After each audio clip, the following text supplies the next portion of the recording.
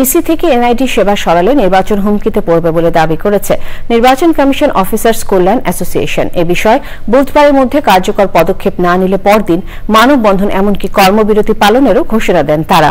প্রধান নির্বাচন কমিশনার বলেছেন, এনআইডি ইসির অধীনে থাকুক, এটাই তার চাওয়া। নাজিব বেগের রিপোর্ট। জন্ম নিবন্ধন, এনআইডি ও পাসপোর্ট সেবা নিয়ে দুর্ভোগ ও জটিলতা নিরসনে স্বতন্ত্র কমিশন প্রতিষ্ঠার উদ্যোগ নিয়েছে অন্তর্বর্তী সরকার। সেই লক্ষ্যে সিভিল রেজিস্ট্রেশন কমিশন 2025 নামে একটি অধ্যাদেশের খসড়া তৈরির কাজ চলছে। এ নিয়ে উদ্বিগ্ন নির্বাচন কমিশন সচিবালয় কর্মকর্তা ও কর্মচারীরা।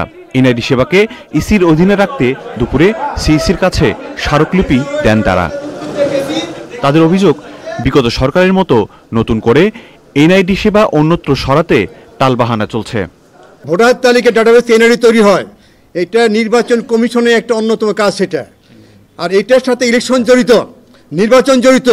আর এনআইডি যদি এখন নিয়ে যাওয়া হয়, নির্বাচনের হুমকির সম্মুখীন হবে। আগামী বুধবার পর্যন্ত সময় দিয়েছি। তার মধ্যে যদি এই বিষয়ে কার্যকর পদক্ষেপ গ্রহণ করা না হয়, বৃহস্পতিবারে আমরা সারা দেশে 11টা থেকে 1টা পর্যন্ত সকল অফিসে, আমাদের নির্বাচন অফিসগুলোতে এবং সচিবালয় সহ আমরা মানববন্ধন করব। সিইসি বলেন, ইসি কর্মকর্তাদের উদ্বেগের কথা সরকারকে জানাবেন তিনি। এনআইডি সেবা সরানো নিয়ে চূড়ান্ত সিদ্ধান্ত হয়নি বলে দাবি তার।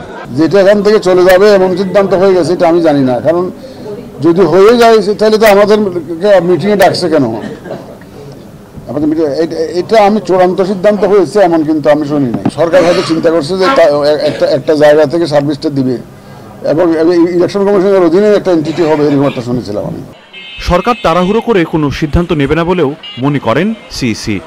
নাজিব বেগ, চ্যানেল আই, ঢাকা।